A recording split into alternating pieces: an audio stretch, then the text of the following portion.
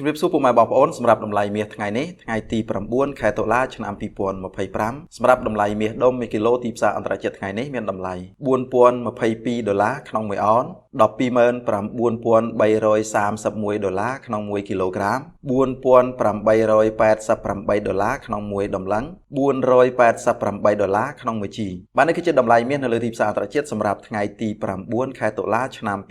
2025បាទអរគុណច្រើនចំពោះការទស្សនាវីដេអូមួយនេះជួបគ្នានៅវីដេអូក្រោយបន្តទៀត